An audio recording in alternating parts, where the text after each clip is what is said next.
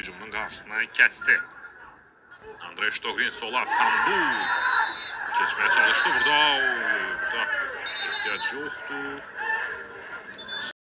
Çıxdı, həmçin burada Partizan futbolçusu da qarışdı.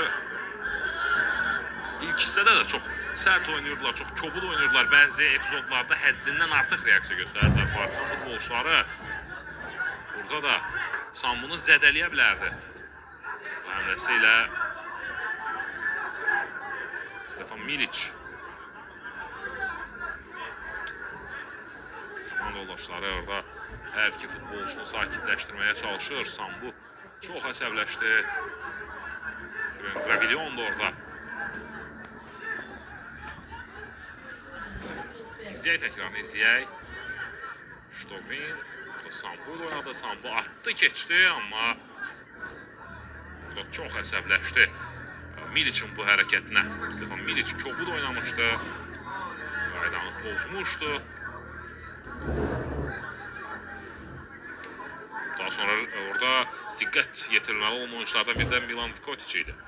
Partizanın kapitanının da orada hərəkətləri artıq idi. Demək ki, yoxlama oyunlarında hər hansı bir mahiyyəti, önəmi olmayan maçlarda belə daha da arzu olunmazdı. Emil Balayev orada sakitləşdirməyə çalışır hər iki tərəfi.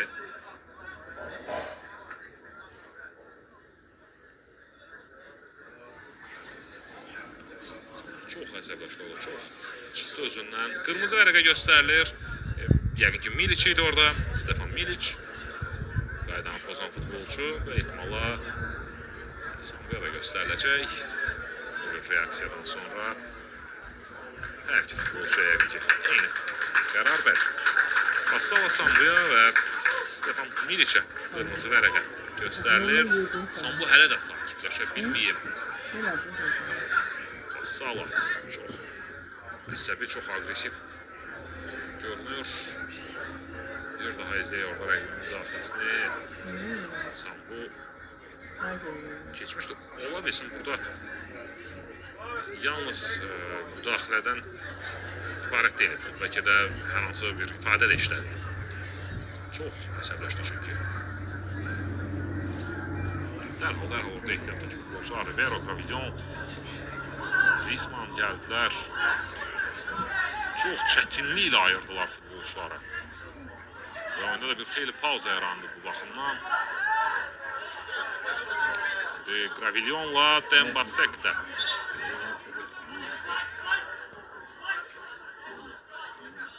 Dembasek'e də sarı vərəqə göstərildi.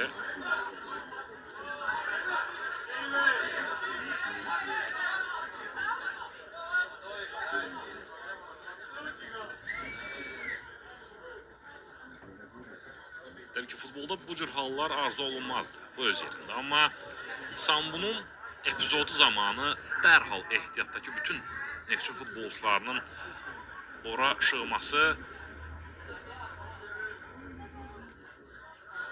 belə arzu olunmaz halların içində hardasa müəyyən qədər xoşa gələn bir hadisə idi. Fikir verin, dərhal hamı qalxdı ayağa, dərhal hamı şığıda ehtiyat oyunculardan meydana, Sambunun yanına.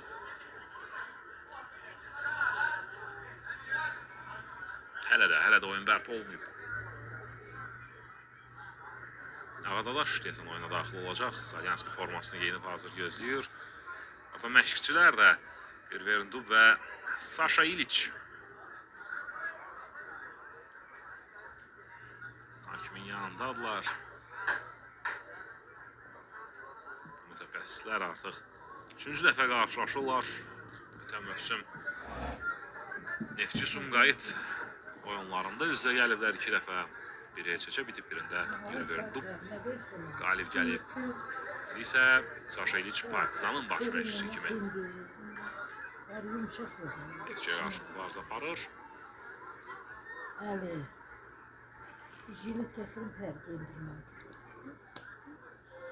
Bir qədər əvvəl qeyd etdiyim kimi ilk hissədə də rəqibin kobud oyunu, sərt oyunu diqqət çəkirdi.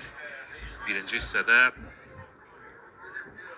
xırda epizodlarda belə Partizan futbolçuları sərt oyuna, kobud oyuna üstünlük verirdilər. Bəzi müdaxilələr həddindən artıq idi. Çünki nəzərə almaq lazımdır ki, bunlar yoxlama maçlarıdır, yoxlama oyunlarıdır və hər iki tərəf, hər iki komanda, həm Neftçi, həm Partizan növbəti mövsümə hazırlaşır. Hər iki tərəf konferans liqasında ikinci təsdifatda mübarizə aparacaq və hər iki tərəfin istəyi bu yoxlama oyunlarının keçirilməsində sadəcə növbəti mövsümün hazırlıqlarını görməkdir. Ancaq belə oyunlarda bu cür kobud müdaxilələr, sərt mübarizələrə ehtiyac yoxdur. Çünki nəticə də önəmli deyil burada. Qalib gəlmək, məğlub olmaq, heç-heçə hər hansı bir şeyi dəyişmir. Amma yoxlama oyunlarında belə halların baş verməsi təbii ki, yol verilməzdir.